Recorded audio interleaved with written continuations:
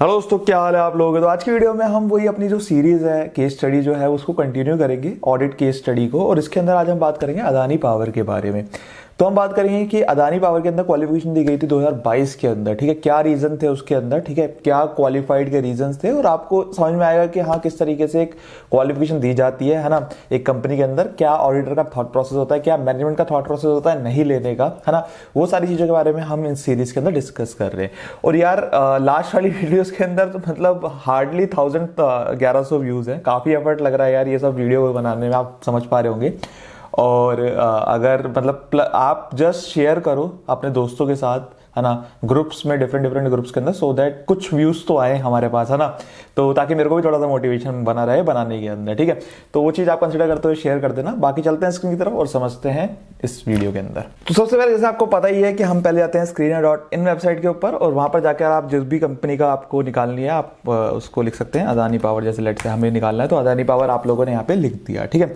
Adani power जैसे लिखोगे उसके सारी खाता खुल जाएगा, ठीक है। और ये आपका पास पूरा खाता आ गया है, ठीक है, अदानी पावर का। और इसके अंदर जैसे अगर आप जाओगे फाइनेंशियल ईयर 2022 के अंदर, तो यहाँ पे एनुअल रिपोर्ट आपको नजर आएगी। 2022 के अंदर आप एनुअल रिपोर्ट को ओपन कर सकते हैं। तो ये ऑलरेडी मैंने आप लोगों के लिए ऑडिटर जो रिपोर्ट है वो ओपन करी हुई है, ठीक है। तो अगर आप ऑडिटर यहाँ पे इंडिपेंडेंट ऑडिटर रिपोर्ट, और अगर आप इनके ऑडिटर देखोगे, ऑडिटर साहब जो है वो है SRBC एंड कंपनी, जो कि है हमारी EY, ठीक है। बिग फोर मतलब एसोसिएटेड फर्म है, नेटवर्क फर्म है, बोला जाता है ऐसा, ठीक है। तो ये चीज यहाँ पर है, ठीक है। तो अगर मैं जाऊँ इंडिपेंडेंट ऑडिटर्स रिपोर्ट के अंदर, तो यहाँ पर क्या बेसिस होता है क्वालिफाइड ओपिनियन का, यहाँ पे वो बेसिस यहाँ पे दे रखा है, ठीक है। यहाँ पे एक बेसिस दे दिया, और यहाँ पर ना ये रेफर करने के लिए बोल रहे हैं और नोट नंबर 38 को, ठीक है। ऑडिटर साहब क्या है, नोट नंबर 38 को रेफर करने के लिए बोल रहे हैं। आप एक चीज समझना, जब भी ऑडिटर अपनी क्वालिफिकेशन देता है तो मैनेजमेंट भी अपना जस्टिफिकेशन देता है कि वो क्वालिफिकेशन क्यों नहीं ले रहा। समझ रहे हो, मतलब एक क्वालिफिकेशन कब आती है, एक क्वालिफिकेशन जब ही आती है जब मैनेजमेंट और ऑडिटर के बीच के दूरियां होती है, ठीक है। उनके अंदर एक उनका कुछ कंक्लूसिव कुछ नहीं आ पा रहे होते हैं, वो मैनेजमेंट कुछ और बोलता है, ऑडिटर कुछ और बोलता है, तो उस समय पे क्वालिफिकेशन जाती है फाइनेंशियल के अंदर, ठीक है। तो यहाँ पर क्या हुआ है, यहाँ पर वो पहले बोल रहा है कि भैया नोट नंबर 38 जाके पढ़ लो, नोट नंबर 38 जाके पढ़ लो कि उसके अंदर मैनेजमेंट क्या बोल रहा है, उसके अंदर मैनेजमेंट क्या कहानी सुना रहा है, पहले वो सुन लो जाकर, ठीक है। उसके बाद इसको देख लेना पहले। तो वो बोल रहा है कि हमने तो भैया 38 के बेसिस पे ये क्वालिफिकेशन ओपिनियन दिया है, तो पहले जाके 38 देख लेते हैं भाई। तो 38 के अंदर मैं पहुंच गया यहाँ पर, ठीक है। तो मतलब आपके लिए खोला हुआ है, आप जाके नोट नंबर 38 रेफर कर सकते हो उसके अंदर। तो नोट नंबर 38 पे हम पहुंच गए हैं, ठीक है। अब नोट नंबर 38 के अंदर जब आप आओगे तो ये कहानी पूरी लिख रखी है मैनेजमेंट ने, ठीक है। और अपना बेसिस भी दे रखा होगा कि वो क्यों बोल रहा है क्वालिफिकेशन नहीं आनी चाहिए, ठीक है। क्वालिफिकेशन क्या है वो अभी हम देखेंगे, लेकिन वो बोल रहा है क्वालिफिकेशन क्यों नहीं आनी चाहिए, उसने अपना बेसिस दे दिया है, ठीक है। अब है क्या यहाँ पे समझना, तो यहाँ पे बोलना चाह रहा है management, as at 2022 31 March the company is carrying this much of investment, ठीक है। तो हम अडानी पावर की यहाँ पे हम बात कर रहे हैं, और अडानी पावर के अंदर क्या बोल रहा है कि इतने अमाउंट की इन्वेस्टमेंट, कैरिंग इन्वेस्टमेंट है बैलेंस शीट के अंदर, इतना सिक्योरिटीज है, इतने अमाउंट के आउटस्टैंडिंग लोन इतना है इंक्लूडिंग इंटरेस्ट, और ये किसी एक होली ओन सब्सिडियरी को दे रखा है जिसका नाम ये है ना, जो भी है ये APMUL Adani power Mundra limited, having power generation plant, इतनी कैपेसिटी है उसकी, इतना लॉस उसने रिपोर्ट करा है 2022 के अंदर। 2021 के अंदर इतना करा था 2138 का, और टोटल जो एक्यूमुलेटेड लॉस है वो है भैया 14,14689.89, इतना इसका लॉस है। Whereby the net worth of APMU has been completely eroded, वो बोल रहा है भैया बिल्कुल ही खत्म हो गई है उसकी जो नेटवर्थ है, क्योंकि देख समझो ना आप, एक्यूमुलेटेड लॉस इतना जब आ गया तो कंप्लीटली इरोडेड हो गई उसकी जो नेटवर्थ है। Further as at this 2022 its current liability exceed current asset, मतलब जितनी करंट लायबिलिटी है उससे ज्यादा उसके करंट जितने उसके करंट एसेट्स उससे ज्यादा उसकी करंट लायबिलिटी है, by this much amount which includes net payable of this crore to related party, ठीक है। 1000.45 करोड़ टू रिलेटेड पार्टीज, ठीक है। तो यहां पर क्या हुआ, मैनेजमेंट ने बताया पहले तो दिक्कत क्या है, इशू क्या है यहाँ पर, ठीक है। मैनेजमेंट ने बता दिया भैया हमारे पास लॉसेस चल रहे हैं उस कंपनी के अंदर, ठीक है, इरोड हो गई बिल्कुल नेटवर्थ, ठीक है, ये दिक्कत आ रही है, और करंट लायबिलिटी उसकी ज्यादा है करंट एसेट से, तो ये सारी चीजें उसने बता दी।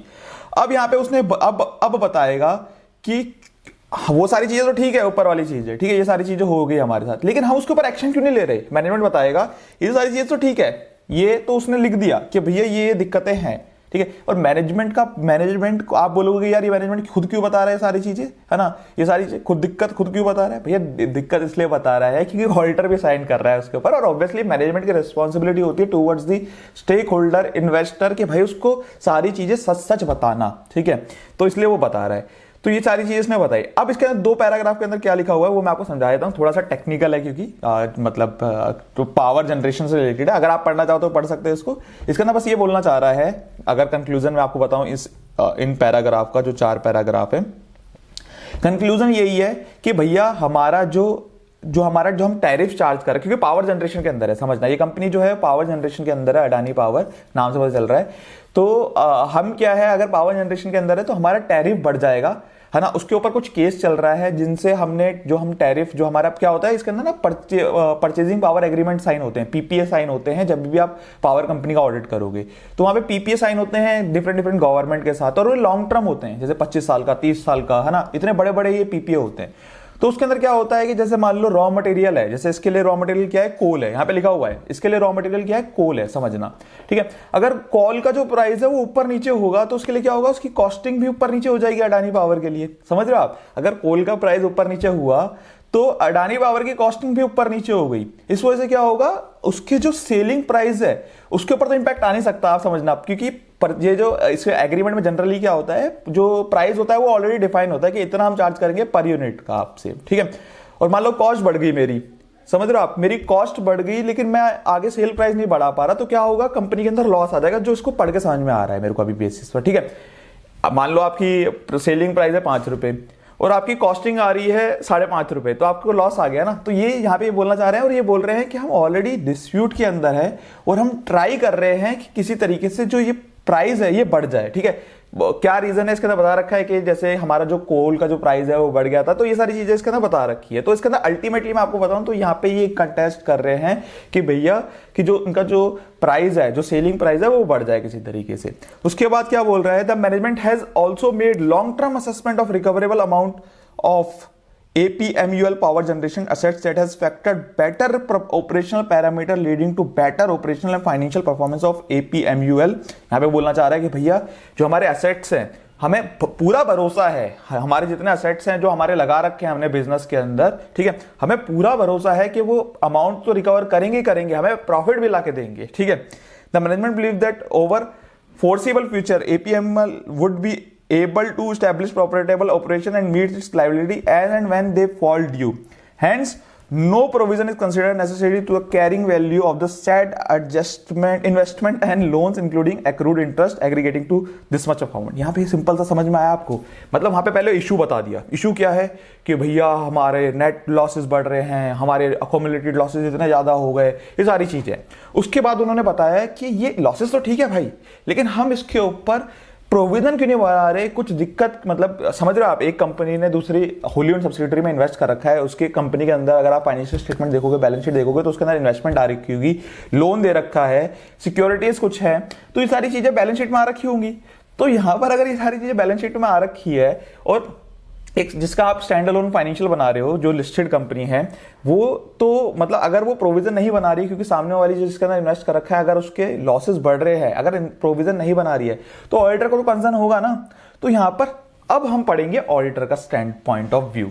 समझ में आया यहां तक? एक बार दोबारा से समराइज करते हैं। मैनेजमेंट ने बोला कंपनी चल रही थी लॉसेस के अंदर, ठीक है। मैनेजमेंट ने बताया, रीजन बताया कि भैया हमारे जो प्राइजेस हैं वो बढ़ जाएंगे इन फ्यूचर के अंदर, ठीक है। हम लड़ाई कर रहे हैं, डिस्प्यूट के अंदर हैं, वो सारी चीजें है। उसकी वजह से क्या होगा, हमें पूरा विश्वास है, हमारे जो एसेट्स है वो ऑपरेशनलाइज अच्छे से होंगे और अच्छा हमें अमाउंट मिलेगा, ठीक है, रिटर्न ऑन इक्विटी मिलेगा, रिटर्न ऑन इन्वेस्टमेंट मिलेगा हम लोगों को, और हम प्रॉफिटेबल हो जाएंगे और हमारी जो लायबिलिटीज है वो हम मीट कर पाएंगे।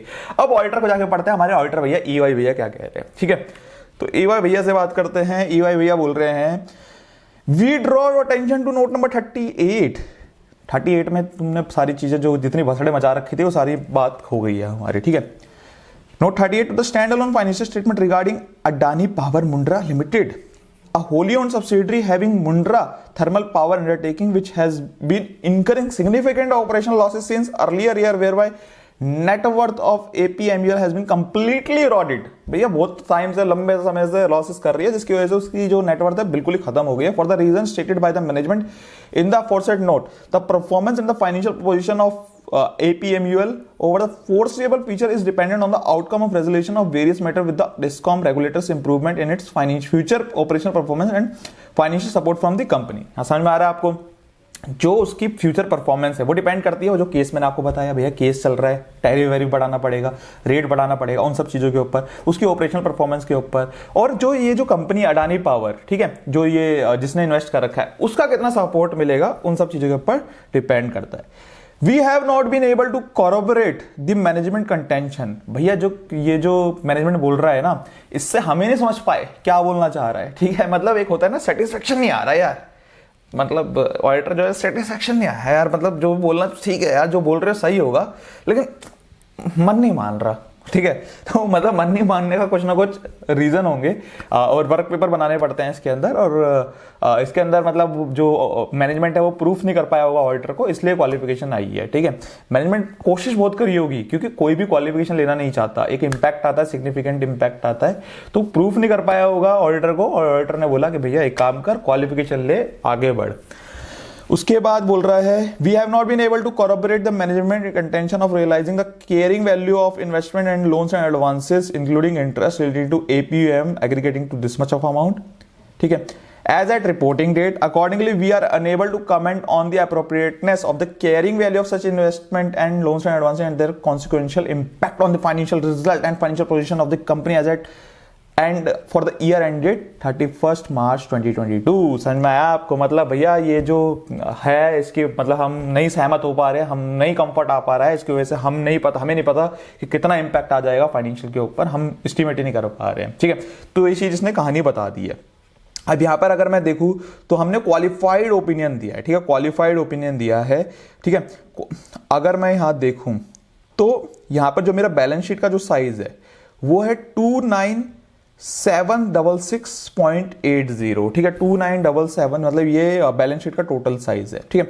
तो यहाँ पे कुछ ना कुछ रीजन रहा होगा, क्योंकि काफी मेजर, जैसे आप समझ रहे हैं 9, यहाँ पर जो अमाउंट जो आ रहा था, मतलब 9,200 के अराउंड अमाउंट आ रहा था, तो इट्स अ सिग्निफिकेंट पार्ट, ठीक है। तो कुछ ना कुछ रीजन रहा होगा कि इन्होंने एडवर्स ओपिनियन नहीं दिया, क्वालिफाइड ओपिनियन दिया। अगर हम P&L में जाएं एक बार और P&L में देखें तो P&L वैसे तो लॉस में चल रही है, तो यहां पर कुछ ना कुछ रीजन रहा होगा। मटेरियलिटी कैसे निकालते हैं वो सारी चीजें रहती है इसके अंदर। और अगर आप लोगों को ये सारी चीजें डीप में जाननी है, ठीक है, क्या रीजन, किस तरीके से रीजन बनाया जाता है, क्या थॉट प्रोसेस होता है एक ऑडिटर का, तो आप जाके मेरा कोर्स ज्वाइन कर सकते हैं, master blaster of statutory audit. इसके अंदर हमने प्रैक्टिकली सारी चीज बात करी है, प्रैक्टिकली एक ऑडिटर किस तरीके से ऑडिट करता है। मेरा 8 साल का एक्सपीरियंस मैंने उसमें डाला हुआ है, तो आप जाके जरूर चेकआउट कर सकते हो, ठीक है, आपको उससे एक आइडिया मिलेगा।